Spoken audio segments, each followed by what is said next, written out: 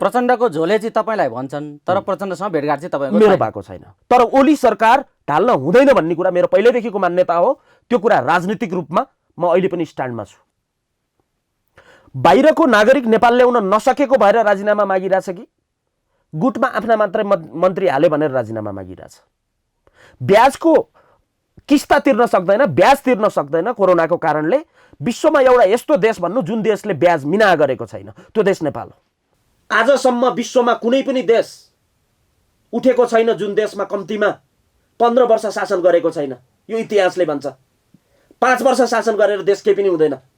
उल्टा कुरा गर्ने, सङ्कटकाल लगाउनुस्, पार्टीका गुटका मन्त्रीहरू सबै निकाल्नुस्। सामान्य प्रधानमन्त्री केपी शर्मा ओलीले अब सङ्कटकाल लगाउनु पर्छ। अति भयो यो देशमा, अब सहेर बस्न सकिन्न।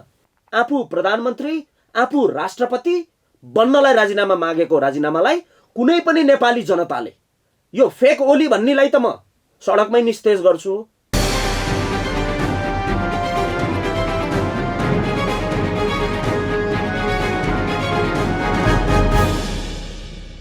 आदरणीय दर्शकवृन्द, तपाईँको सरकार, हाम्रो सरकार र समग्र राष्ट्रको सरकारमाथि केन्द्रित रहेर गम्भीर विषयहरूमा हामी छलफल गर्दै आइरहेका छौँ र आजको कार्यक्रममा पनि हामी विशेष यही समसामयिक विषयमाथि केन्द्रित रहेर यी समग्र राष्ट्रका सरकारहरूमाथि बहस गर्न गइरहेका छौँ। कार्यक्रम साझा सरोकारमा यहाँलाई स्वागत छ। धन्यवाद पत्रकार महोदय। दिपेन्द्रजी, पछिल्लो समय तपाईँको विगतको पृष्ठभूमि हेर्दा नेकपा माओवादी हुँदै, माओवादी केन्द्र हुँदै प्रचण्ड नेतृत्वको पार्टीसँग जोडिँदै आएको एउटा पृष्ठभूमि तपाईँले विगतमा बताउनु भएको छ। पछिल्लो समय स्वतन्त्र हुनुभएको छ, व्यवसायी हुनुभएको छ, सिभिल एभिएसनको क्षेत्रमा काम गरिराख्नु भएको छ। यो पाटोलाई छोडेर अलिकति यो गतिरोध अहिले जे उत्पन्न भएको छ, एउटा युवाको आँखाले, एउटा सचेत युवा हो तपाईँ, त्यसमा पनि मुलुकका लागि, राष्ट्रका निम्ति केही गरौँ भन्ने अपेक्षा राख्ने मानिस, एउटा सचेत युवा, यो गतिरोधलाई लिएर कसरी निहालिराख्नु भएको छ र कस्तो धारणा बनाइराख्नु भएको छ? यो के को गतिरोध हो? यो अलिकति राख्नुहोस् त। प्रश्नको लागि पत्रकार महोदयलाई म धन्यवाद दिन चाहन्छु। विषय पूर्व माओवादीबाट सुरु गर्नुभयो, म हजुरलाई यसमा अलिकति क्लियर गरिदिउँ। आज 2020 हो। 2000मा मैले चुनाव लडेको हो पुल्चोक क्याम्पसबाट, अखिल प्यानलबाट। हामीले त्यति बेला अखिलको सभापतिलाई हामीले जिताएको हो र म सदस्यको रूपमा थिएँ। पछि म कुनै पनि पोलिटिकल पार्टीको कित्तामा बसेर मैले काम गरिनँ। म बाहिर गएँ, म पढेँ, तर मैले नेपालको राजनीतिलाई मैले नजिकबाट निहालिरहेको आज 20 वर्ष पनि भइसकेको छ र कुनै पनि ट्याग ममा लागेको छैन। विद्यार्थी राजनीतिलाई केन्द्रको राजनीति मैले मान्ने गर्थिनँ र विद्यार्थीको उमेरमा गरेको राजनीतिलाई केन्द्रीय राजनीति पनि मैले कहिले पनि सोचिनँ। त्यसकारण म कुनै पनि पार्टीको ट्याग लागेको मान्छे होइन। एउटा प्रश्न कुरा। दोस्रो कुरा, दिपेन्द्र कण्डेल एउटा पब्लिक इनोभेटर हो। कुनै पनि विषयको बारेमा बहस गर्नलाई कमेन्ट के आउला, जनताले के भन्लान् भनेर दिपेन्द्र कण्डेल कहिले पनि बोल्न चाहँदैन। त्यसरी समय सन्दर्भ मलाई लाग्छ आज अचम्मको दिन पनि भयो। हजुरसँगै मैले एउटा इन्टरभ्यू दिएको थिएँ। पुष्पकमल दाहालजीलाई जब अमेरिकामा एकजना चिम्पान्जी जस्तो अनुहार भएको के श्रेष्ठ भन्नेले जब मुद्दा हाल्नुभयो, त्यसको विरोधमा मैले हजुरलाई इन्टरभ्यू दिएको जस्तो लाग्छ। धेरै पहिलाको कुरा हो। त्यसपछिका कमेन्टहरूले मलाई एउटा प्रचण्डको झोले भन्ने ट्याग चाहिँ लगाइदिएको हो, होइन? न मैले प्रचण्डजीलाई भेटेर विश्लेषण गरेको थिएँ, न मैले उहाँलाई विश्लेषण गरेर उहाँले मलाई केही दिनुहुन्छ भनेर गरेको थिएँ, केही पनि थिएन। त्यसपछि पनि मेरो भेट भएको छैन। यसको मतलब के हो भने मैले विश्लेषण गर्नलाई कसैलाई सोध्न पर्दैन, कसैलाई बोल्दा कसले मलाई के दिन्छ भन्ने कुरा होइन। म आफ्नो खुट्टामा, प्रचण्डको झोले चाहिँ तपाईँलाई भन्छन्, तर प्रचण्डसँग भेटघाट चाहिँ तपाईँको मेरो भएको छैन। म आफ्नो खुट्टामा आफैले बनाएको बाटोमा हिँड्न सक्ने एउटा दिपेन्द्र कण्डेल असली नागरिक हो यो देशको। ठिक छ, तपाईँको त्यो अनुभव छ। र अहिले यो विषयमा, यो अहिलेको गतिरोधमा जोडौँ तपाईँ। त्यसपछि विभिन्न समयक्रममा ओली सरकारको बदनाम गर्ने गरी, ओली सरकार ठिक छैन भन्ने गरी सामाजिक अभियन्ताहरू ओलीको विरोध गरेर, व्यवस्थाको विरोध गर भन्थे मैले, ब्युरोक्रेसीको विरोध गर भन्थे मैले, नेताले भन्दा सचिवका सम्पत्ति बढी छन् त्यो खोज भन्थे मैले, नेताको घर बालकोटको होइन पूर्व सचिवहरूको घर कति खोज्यौ भन्थे मैले। धेरै पटक मैले यो बहस गरेँ। धेरै सामाजिक अभियन्ताहरू ओलीको विरोध गर्न थाले। कतिले त दिपेन्द्र कण्डेल ओलीको बचाउ गर्दै हिँड्दा मसँग रिसाउन थाले हैन। त्यसकारण उहाँहरूको यो विश्लेषण पहिलेदेखि गलत हो भनेर मैले औल्याएकै कुरा हो। र अहिले आएर त्यही अभियन्ताहरू नागरिकताको लागि मैले कति सुने, मैले नागरिकताको लागि ओलीको अडान, राष्ट्रिय सीमाको लागि ओलीको अडान, त्यसकारण ओलीको सरकार ढल्न हुँदैन भन्न सुरु गरेका छन्। कुरा बुझ्नु भने कुनै कमेन्ट जतातिर आउँछ त्यता ढल्किने होइन। ओलीको विरोध गर्नुहुन्छ भने सिधै गरेर बस्नुहोस्, सपोर्ट गर्नुहुन्छ भने अरूले गलत भन्दा पनि सपोर्ट गर्नुहोस्। कुरा बुझ्नु भने र ओलीको ट्याग पनि दिपेन्द्र कण्डेलमाथि लागेको छ। मैले सम्माननीय प्रधानमन्त्री केपी शर्मा ओलीजीलाई आजभन्दा 1.5 वर्ष अगाडि यो सरकार 10 वर्ष टिक्न पर्छ भन्ने एउटा मात्रै व्यक्ति छाती दह्रो बनाएर बोल्ने मान्छे दिपेन्द्र कण्डेल हो। आज र त्यति बेला नक्साको कुरा पनि थिएन। तपाईलाई त्यही भएर नि मैले आज यो बहसमा म भन्दैछु तपाईँ रिपोर्टर्समा तपाईले 10 वर्ष ओलीले एक छत्र मैले भन्दैछु शासन गर्नुपर्छ र मैले भन्दैछु विकास हुन्छ भन्ने तपाईले अभिव्यक्ति दिनुहुन्थ्यो। आज ओलीजीलाई ढाल्न प्रचण्डजी लाग्नु भएको छ, तपाईलाई प्रचण्डको झोले पनि भन्छन्। भनेपछि अब के छ त तपाईको अहिलेको पछिल्लो धारणा भन्ने? मैले त्यति बेला 10 वर्ष ओलीजी टिक्न पर्छ भनेको थिएँ न। त्यति बेला उहाँले लिम्पियाधुराको नक्सा ल्याउनु भएको छ, न त्यति बेला उहाँले नागरिकताको विधेयकको बारेमा कुरा गर्नु भएको छ। त्यति बेला पनि बोल्ने मान्छे हो दिपेन्द्र कण्डेल। आज देखेपछि बोल्ने यहाँ धेरै देखियो, यही कुर्सीमा नि देखियो क्या हो अलिअलि। अब ओलीतिरै पो हो कि त्यस्तालाई पनि हामी साइडलाइन्स। कुरा बुझ्नु भने अपर्च्युनिस्टलाई दिपेन्द्र कण्डेल अगाडिबाट हेर्छ। दिपेन्द्र कण्डेललाई कमेन्ट गर्न अहिले पनि खुल्ला छ, तर ओली सरकार ढाल्न हुँदैन भन्ने कुरा मेरो पहिल्यैदेखिको मान्यता हो। त्यो कुरा राजनीतिक रूपमा म अहिले पनि स्ट्यान्डमा छु। अहिले किचलो भयो नि त, यो किचलो के को हो यो? अब म भन्दैछु राजनीतिक रूपमा। आर्थिक रूपमा दिपेन्द्र कण्डेल ओलीजीको सबैभन्दा दुश्मन हो भने दिपेन्द्र कण्डेल हो। आर्थिक रूपमा आज पनि किस्ता मिना गर्नुपर्छ, आज पनि दुःख पाएका नागरिकलाई जवाब दिनुपर्छ, आज पनि कर तिर्न नसक्नेलाई कर छुट गर्नुपर्छ, बाहिर बसेर टिकट काट्न नसक्नेलाई अहिले सरकारले लिएर आउनुपर्छ। सरकारको क्रियाकलापप्रति दिपेन्द्र कण्डेल जतिको दुश्मन सम्माननीय प्रधानमन्त्री केपी शर्मा ओलीको कोही पनि छैन होला यो देशमा। तर राजनीतिक एजेन्डाको कुरामा जो देशभित्रको राजनीति हुन्छ, जो देश बाहिरको राजनीति हुन्छ, अन्तर्राष्ट्रिय हस्तक्षेपको विरुद्धमा लड्ने कुरा हुन्छ, यसमा दिपेन्द्र कण्डेल 2 वर्ष अगाडिदेखि केपी ओली जतिको नेता हैन लाई 10 वर्ष टिकाउनु पर्छ भन्ने दिपेन्द्र कण्डेललाई आज केपी ओलीको समर्थन गर्नलाई कुनै एउटा कमेन्ट हेर्न जरुरी पनि छैन। मैले लिम्पियाधुराको उदाहरण दिन जरुरी पनि छैन, मलाई नागरिकताको उदाहरण दिन जरुरी पनि छैन। पहिलेदेखि नै ओलीप्रति तपाईको यो विश्वास थियो? त्यो मेरो राजनीतिक रूपमा, ओलीले इमानदारपूर्वक राजनीतिक रूपमा भन्ने तपाईको विश्वास? राजनीतिक रूपमा कुरा बुझ्नुमा नि। र यो अभिव्यक्तिले धेरैलाई टर्चर पनि पर्यो होला। अहिले आएर ओलीको पछि लाग्ने, हिजो ओलीको झोले भन्थे मलाई, अहिले ओलीको लागि गीत गाउन थालिसकेका छन् राजनीतिक रूपमा। तर सम्माननीय प्रधानमन्त्री केपी शर्मा ओलीजीलाई राजनीतिक रूपमा मात्रै सपोर्ट गर्ने हो दिपेन्द्र कण्डेलले, आर्थिक रूपमा म उहाँसँग लड्ने हो। र जसरी यो घटनाक्रम हजुरले जोड्दै हुनुहुन्छ, आजको नेकपा बनिसकेपछि नेपालको जनताले एउटा मत दिएका थिए, हजुरहरूलाई स्थिर सरकार, स्थिर मात्र होइन स्थिर सहित विकासको सरकार बनाउनु पर्छ भनेर दिएको थियो। ठिक छ, कुरा 5 वर्ष टिक्ने 10 वर्ष टिक्ने होइन, सरकार 20 वर्ष टिकाउला नि, स्थिरले के हुन्छ? केही पनि हुँदैन। आर्थिक रूपमा जुन तरिकाबाट यो सरकार अगाडि बढ्न सकेन, यो सरकारको लागि अबको विकल्प के हुने भनेर दिपेन्द्र कण्डेलले टेक्नोक्रेटिक गभर्नमेन्टको एउटा अवधारणा अगाडि सारिराखेको हो। तर जब ओलीजीको राजीनामा मागिन्छ, मैले दुईटा कुरा एनालाइज गर्छु। राजनीतिक रूपमा राजीनामा मागिरहेछ कि आर्थिक रूपमा राजीनामा मागिरहेछ? कोरोनाको राहत दिएन भनेर राजीनामा मागिरहेछ कि अब मेरो पालो हो भनेर राजीनामा मागिरहेछ? बाहिरको नागरिक नेपाल ल्याउन नसकेको भएर राजीनामा मागिरहेछ कि गुटमा आफ्ना मात्रै मन्त्री हाले भनेर राजीनामा मागिरहेछ? ब्याजको किस्ता तिर्न सक्दैन, ब्याज तिर्न सक्दैन कोरोनाको कारणले, विश्वमा एउटा यस्तो देश भन्नु जुन देशले ब्याज मिना गरेको छैन, त्यो देश नेपाल हो। विश्वमा एउटा देशको नाम भन्नु जुन देशले इन्ट्रेस्ट रेटलाई घटाएको छैन कोरोना पछि भने त्यो देश नेपाल हो। आर्थिक रूपमा यसरी चुर्लुममा डुबेको नेकपा सरकारको विकल्प खोज्नुपर्छ, ठिक छ, तर राजनीतिक रूपमा होइन, आर्थिक रूपमा। आर्थिक एजेन्डा सहित अगाडि बढ्ने कुनै पनि नेकपाको नेतालाई दिपेन्द्र कण्डेलको स्वागत छ। तर राजनीतिक रूपमा आफू सत्तामा जाने मात्रै, तर आर्थिक मुद्दा नेपाली जनताको यही हुने हो भने यो सरकार ढल्न दिपेन्द्र कण्डेलले पनि दिँदैन। कुरा बुझ्नु भने। र यो सरकार धेरै इतिहास हेर्न जरुरी छ उहाँहरूले। विभिन्न देशका इतिहास मैले यहाँ पेपर पनि ल्याएको छु। प्रधानमन्त्री नेकपाको मात्र प्रधानमन्त्री होइन, प्रधानमन्त्री समस्त देशको प्रधानमन्त्री।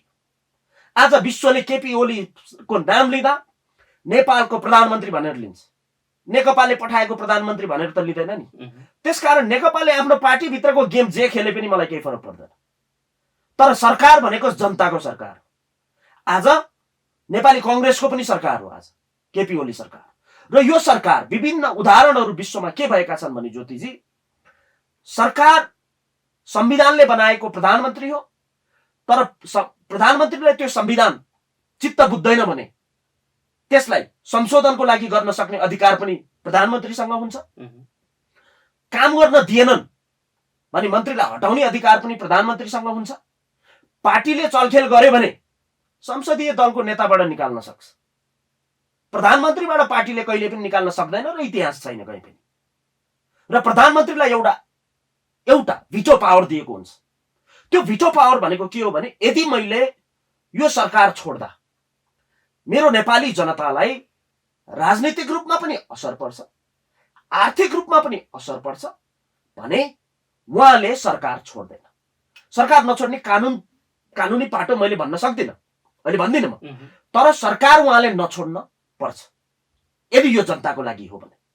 कुरा बुझ्नु भने उहाँले पनि आफ्नो सरकार आफ्नो कार्यकाल मात्रै बढाउनको लागि हो भने त त्यसको मलाई कुनै उच्च छैन, तर नेपाली जनताको लागि यो सरकार उहाँले सही तरिकाबाट चलाउनुहुन्छ भने मेरो शुभकामना छ। जस्तो चौतर्फी रूपमा अहिले चाहिँ तपाईँले यसो भन्दै गर्दाखेरि आर्थिक रूपमा तपाईँ असहमत हुनुहुन्छ, आम नागरिक पनि असहमत छन्, तर राष्ट्रियताको सवालमा अहिलेको ओलीजीको भूमिकाको सवालमा र मुलुकलाई अस्थिरतामा लान दिनु हुँदैन भन्ने धारणाका आधारमा अहिले ओलीजीको सरकारलाई तलमाथि गर्न पाइँदैन भन्ने तपाईँले धारणा राखिराख्नु भएको छ। यस्तो धारणा राख्ने आम नागरिकहरूको एउटा मनोविज्ञान यसले काम गरिराखेको छ।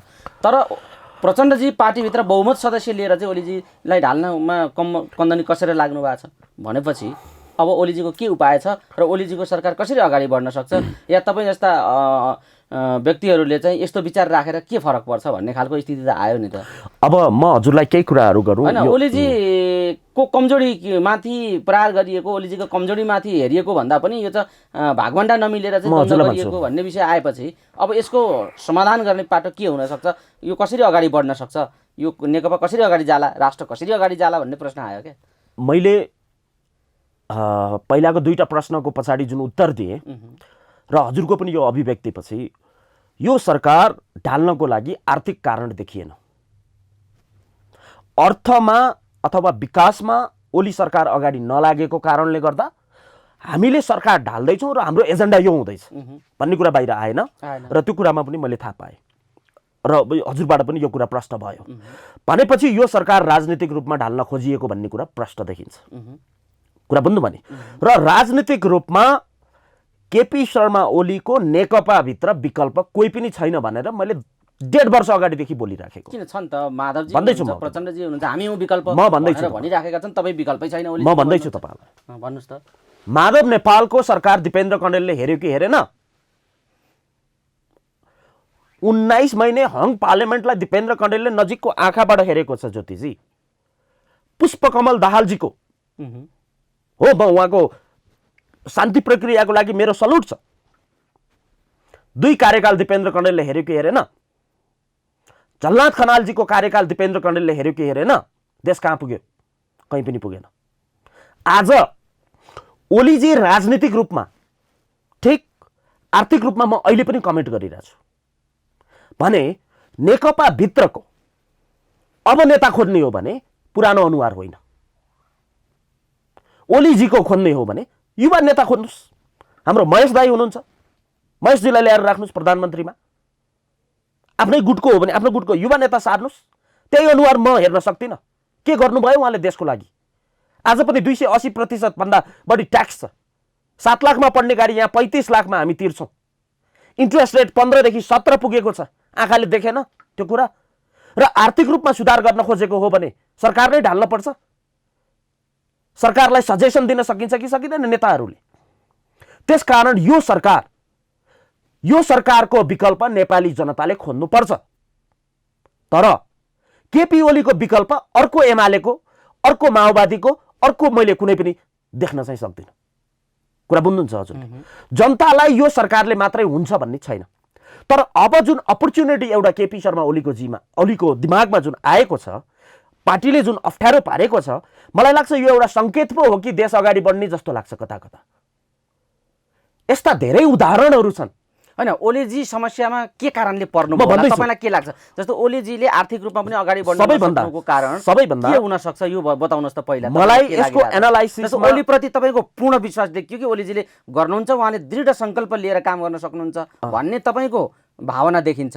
तर ओलीजीले आर्थिक रूपमा फेरि त्यसरी जान सक्नु भएको छैन, कारण के हो यो भन्नुहोस् त? मलाई कस्तो लाग्छ भने गभर्नमेन्ट भनेको विश्वका कम्युनिस्ट आन्दोलनहरू जो समाजवादको नारा बनाएर नेपाल कम्युनिस्ट पार्टी अगाडि बनेको छ नि, समाजवादको नाममा आजसम्म एउटा उद्योग छैन यो देशमा। नाम त साम्यवादकै छ नि, त्यो अर्को पाटो हो। भन्दैछु, यो देश पुँजीवादी संस्कारमा चल्नुपर्ने देश हो, क्यापिटालिजम। तर एजेन्डा कहाँको? जातीय राज्य। आज जातीय राज्य, नेवा राज्य किन छैन यो देशमा? कम्युनिस्ट पार्टीको सरकार छ 2/3। प्रत्यक्ष निर्वाचित प्रधानमन्त्री भन्ने नेकपा, प्रत्यक्ष राष्ट्रपति भन्ने माओवादी, दुवैजना मिलेर संविधान संशोधन गरेर कार्यकारी किन नराखेको?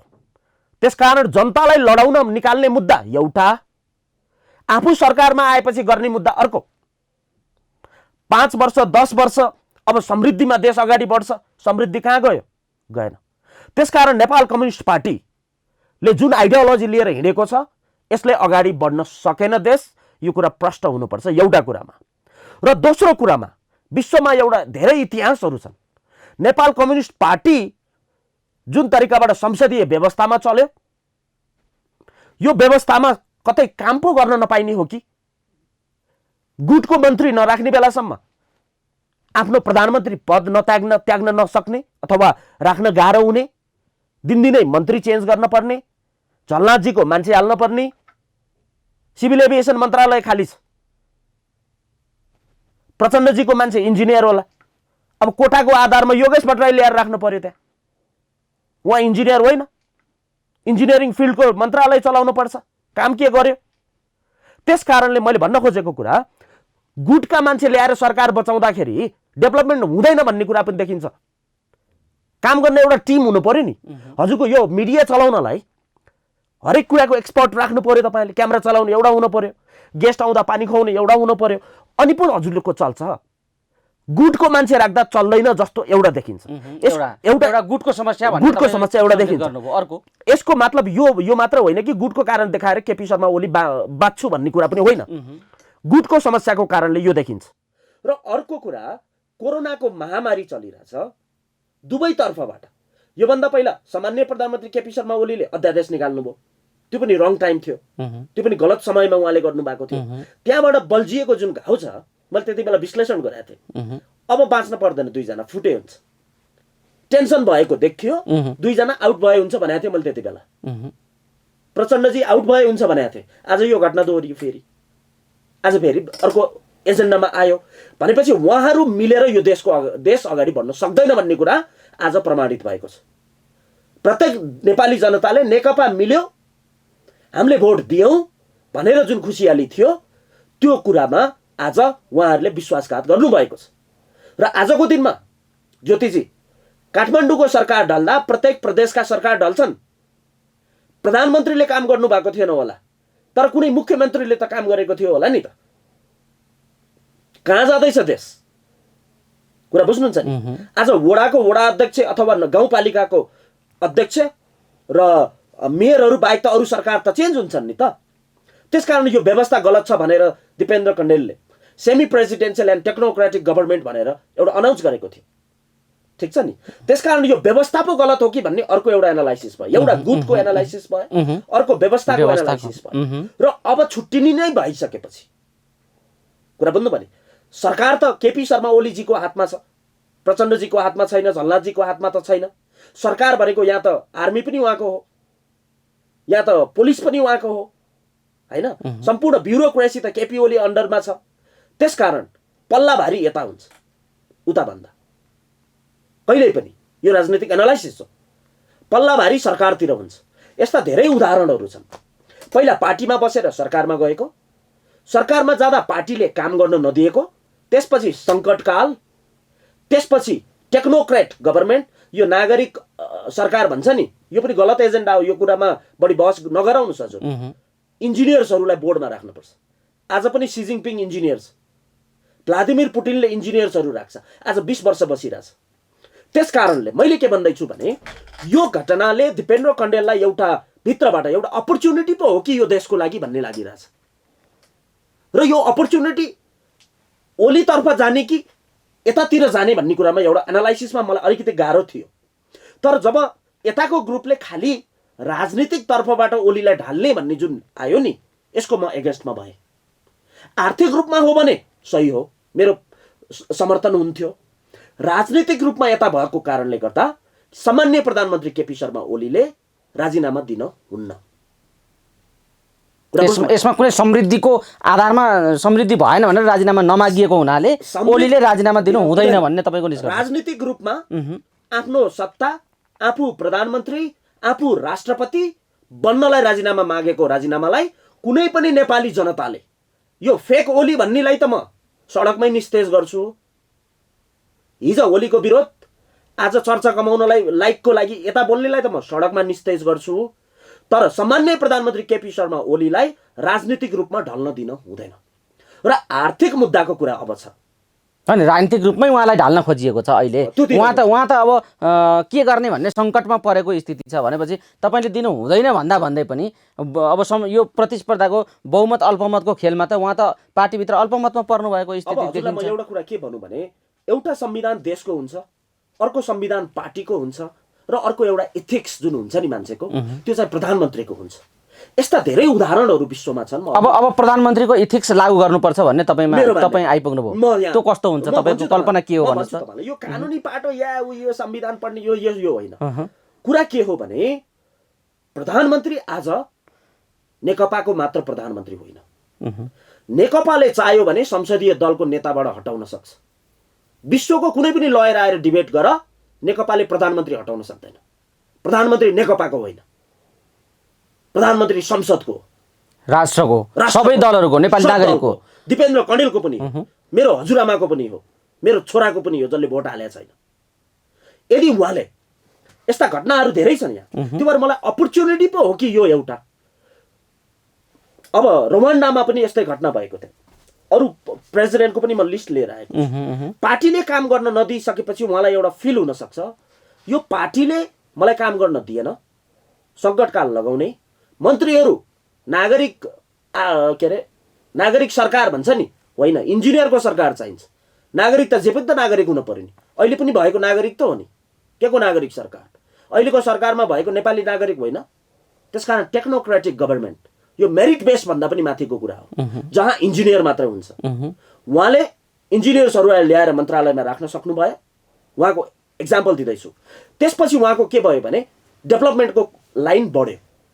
डेभलपमेन्टको लाइन बढ्ने बित्तिकै जनतालाई के फिल भयो भन्दा हामीलाई त विकास पो चाहिएको हो त, भए जति यही लिडरको पछाडि हुन थाले। त्यसपछि आज विश्वका इतिहास देखाइदिन्छु म तपाईँलाई। आज पनि ली कुआन यूले 28 वर्ष शासन गर्नुभयो, कुरा बुझ्नुहोस्। आज सिङ्गापुर कहाँ छ? उहाँ सुरुमा छिर्दा ओली जस्तै छिर्या हो, तर पछि उहाँले डेभलपमेन्टमा देश लगिदिनु भयो, पछि सबै उहाँको पार्टीमा गइदियो, चुनाव गराउनु भयो, उहाँले जित्दिनु भयो। आज उहाँको छोरा पनि सिङ्गापुरमा छ, उहाँको छोराले आज 15 वर्ष शासन गरेको छ सिङ्गापुरमा। के फरक पर्छ? ओलीजी 10 होइन 20 वर्ष। अर्को एउटा अचम्मको कुरा पनि म तपाईँलाई भनिदिइहालौँ आज मिडियाको अगाडि। एउटा ज्योतिषलाई मैले सोधेको थिएँ, देशको स्थिति यस्तो भयो, राजनीति बढी गेम खेल्न थाले, यो सरकारलाई टिकाउन पर्ला जस्तो छ। ओलीजीको आयु भन्नु त भने मैले, उहाँले पात्रो पल्टाउनु भयो। यसरी तपाईँले ओलीजीको चिना हेराउनु भयो? चिना हेराइदिनु। 96 वर्षमा ग्रह अलिक कडा छन् है भन्नुभयो, अहिले 66। 30 वर्ष त उहाँ बाँच्नु रहेछ त, ज्योतिषी शास्त्रले त्यो भन्छ। त्यस कारणले गर्दा अनि मैले अरू डेटाहरू निकाल्न थालेँ। मैले आज कम्बोडियाको प्रधानमन्त्री 44 वर्ष रुल गरेछ सर, तर उसले गर्यो के? ओलीले कम्बोडियाको अपर्च्युनिटी लिन सक्नुहुन्छ। तर उसले गरे चाहिँ के, त्यो कुरा बुझ्नु पर्यो। उसले के गर्यो भने संसद विघटन गर्यो, कुरा बुझ्नु भने जनताले चाहेको स्वास्थ्य मन्त्री सबभन्दा पहिला हटाउनुहोस्, हाम्रो गोविन्द केसीलाई ल्याएर राख्नुहोस्, अथवा त्यस्तै विज्ञ एउटा ल्याएर राख्नुहोस्। सञ्चार मन्त्री थुप्रै विज्ञ डाक्टरहरू छन् नि, एक्जाम्पल मैले ठिक छ ठिक छ गोविन्द राम्रो एउटा पात्र तपाईँले उठाउनु भयो, ठिक छ। एक्जाम्पल मैले भने हाम्रो सञ्चार मन्त्रालय हटाउनुहोस्, महावीर पुनलाई ल्याएर ल्याउनुहोस्, राख्नुहोस् त्यहाँ, कुरा बुझ्नु भने। हाम्रो सिभिल एभिएसनलाई हटाउनुहोस्, एउटा स्पेसल इन्जिनियर ल्याएर राख्नुहोस्। अहिलेको अर्थतन्त्र नदेख्ने अर्थमन्त्रीलाई हटाउनुहोस्, एउटा राम्रो अर्थमन्त्री बनाएर राख्नुहोस्। त्यो राख्ने बित्तिकै 6 महिनामा ग्राफ माथि जान्छ। ग्राफ माथि गएपछि देशलाई प्रधानमन्त्रीको अनुहार हेर्न जरुरी छैन, देशलाई विकास हेर्न जरुरी छ। यही मोडल काम गर्ने नेताहरूले, केपी ओलीजीको लागि यो अपर्च्युनिटी हुनसक्छ, तर यो मोडल काम गर्ने नेताहरूले संसद विघटन गरे, त्यसपछि आफ्नो पार्टी खोलियो आफ्नो अन्डरको, त्यसपछि विकासतिर लागियो, इन्जिनियर्सहरूलाई ल्याइयो, त्यसपछि विकास लागेपछि आफ्नो पार्टीले एक लौटी चुनाव जित्यो। त्यसकारण आज पनि 40 वर्ष रुल गर्ने नेता छ, आज पनि क्याम्बोडियामा 35 वर्ष प्रधानमन्त्री छ, आज पनि म अरू भन्दा नि चिनेको नाम भनौँ अलिकति, रवान्डाको पौल कगामे जो नेपालको आन्दोलनसँग मिल्ने देश रवान्डा हो, उहाँले 25 वर्ष शासन गर्नुभएको छ र आज पनि उहाँ देशको राष्ट्रपति हुनुहुन्छ। देश विकास हुन पर्यो। देश विकास गर्नुहुन्छ भने केपी शर्मा ओलीले इन्जिनियर्सलाई राख्नुहुन्छ भने र आफू देशको लिडर बन्नुहुन्छ भने 20 वर्ष होइन। तपाईले भनेका मान्छेहरू ठ्याक ल्याएर राख्न त अहिले त संवैधानिक गाह्रो अप्ठ्यारो पनि होला। अब यो एक्जाम्पल मैले राखेँ कि राखेन, राखेँ। अब पार्टीको कुरा सुन्नुहोस्, सङ्कटकाल लगाउनुहोस्, पार्टीका गुटका मन्त्रीहरू सबै निकाल्नुहोस्। सङ्कटकाल लगाउँदा के झलनाथजीको मन्त्री राख्न जरुरी छ, माधवजीका मन्त्रीहरू राख्न जरुरी छ? निरङ्कुशताको बाटो भो भन्छ नि त, यहाँ त मानवाधिकारका कुरा, निरङ्कुशताका विषय उठाएर फेरि अर्को गन्जागोल हुने स्थिति तयार गर्छ। देश विकास गर्ने हो भने निरङ्कुश हुन पनि पर्छ। पोलिटिक्समा राजनीति नबुझेका मान्छेहरू कसरी बोल्दैछन्? आजसम्म विश्वमा कुनै पनि देश उठेको छैन जुन देशमा कम्तीमा 15 वर्ष शासन गरेको छैन। यो इतिहासले भन्छ। 5 वर्ष शासन गरेर देश केही पनि हुँदैन, उल्टा कुरा गर्ने भनेपछि ओलीलाई अब 15-20 वर्ष निरन्तर दिनुपर्छ भन्ने तपाईको कुरा होइन। उमेरले दियो उहाँलाई, उमेरले समयले साथ दियो भने दिनुपर्छ भन्ने तपाईको कुरा? समयले होइन, अर्थले साथ दिनु पर्यो।